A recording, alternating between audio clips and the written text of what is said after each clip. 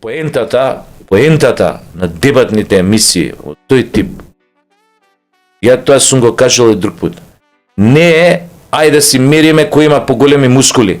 Не е поентата у тоа. И да се навредуеме меѓу себе кој поише знае, кој помалку знае. Или ти не знаеш ништо, ја знам поише од тебе. Или кој кого го победи, кој кого го нокаутираше.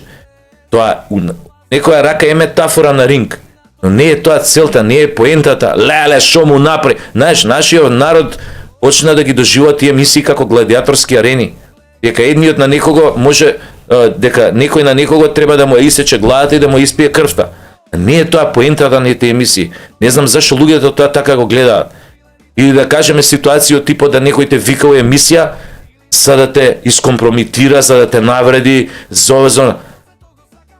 Ти кога викаш некого емисија, ти си домаќин. И ти треба да имаш однос кон соговорникот, дека си го викнал дома. И како веќе си го викнал дома, тој у твојот дом треба добро да се осеќа. Не да го користиш ти медиумот како алатка за отсекување на глава, како гилотина. За жал, има луѓе кои што го користат на тој начин. Сега конкретно збориме за дебата, кај што нема потреба. И да, ако има реална ситуација да го соочиш со некои демагогии негови, со нешто што го збори, а реално не го прави, слободно направи го тоа како новинар, како водител, тебе ти тоа работи, ти треба тоа да го направиш, да го соочиш со неговите недоследности. Но да викнеш човек по наредба, да го дифамираш, а не е ништо крив у животот, ништо не направил, не е у центар на моќ, не е вако кажи го во круг кај што се делат пари, кај што се делат тендери у 4 кај што.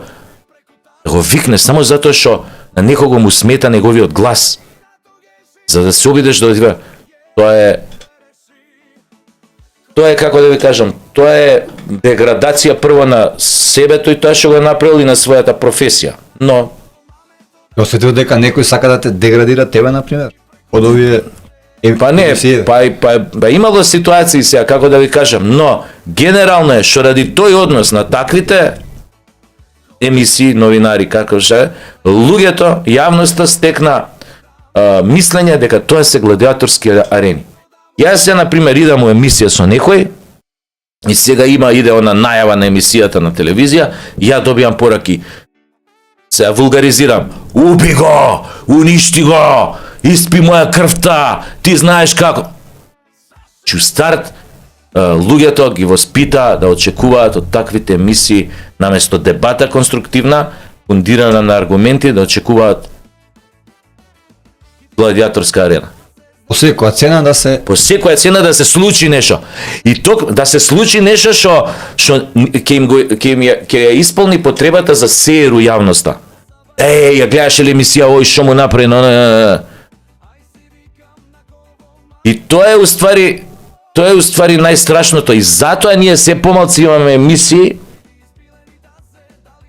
и се помалци имаме интелектуалци кои што се и се помалци имаме емисии кои што доаѓаат големи интелектуалци да зборуваат за вистина комплексни теми кај што обичен човек не може да им парира. А кај што обичниот човек од чии што теми и мислења може да научи многу работи. Не постојат такви емисии у Македонија. Тоа е трагедија. Значи сега имате ситуација со Трамп, со Венецуела, со киднапирањето на Мадуро. У наредни 3 дена у регионот што има телевизии, Србија, Словенија, Хрватска, Босна, Црна Гора,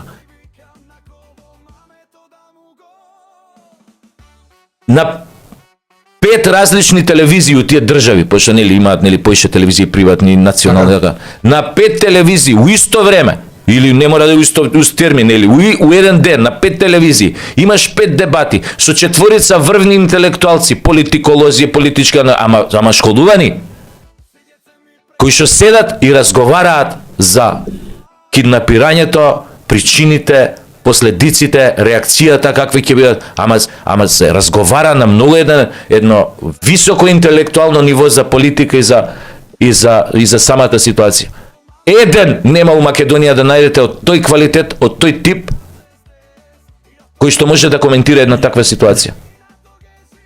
А да не правам дека кај нас на телевизија се коментира ежедневна, овој не ќе употребам збор, секојдневна политика. Не можете да видите на нашата телевизија се случило Мадуро и напирањево, па седнати политиколози, интелектуалци, па разговараат сега, кај видовте вие на наша телевизија таква дебата? Не бе, кај нас се разговара, се седно и се разговара за ДУИ, ВМРО и СДС. На секоја можна емисија, на секоја можна телевизија. Како да не постои другиот свет, како да не постојат други случувања светски кои што и како делуваат на локалните у било која држава. Па за последиците на тој терористички акт на Америка врз Венецуела. Какви ќе бидат? Каква порака се праќа во светот? Што се праќа? Ја тоа мораше да го кажувам на мојот Facebook преку коментарот на што го правам на видео ролни. Што никој нема кај нас да те викне да коментираше на таква работа. И тоа е страшно на кое ниско интелектуално ниво сме доведени. Страшно. Не постојат више интелектуалци од голема штаб у Македонија што кога ќе седне, вака да ти е мерак да го гледаш, да го слушаш, од типот како што беа Ферит Мухич, како што беше Љубомир Цуцуловски. Така мислам дека се викаше, како што беше Маријановиќ. Без разлика ти може пола не го разбираш од тоа што го збори, ама ти сваќаш дека он збори паметни работи, кажува. Не постојат такви веќе у Македонија, од тој маштаб луѓе. И тие, фала Богу што се уште живи, и Ферит, и Цуцуловски, ова, но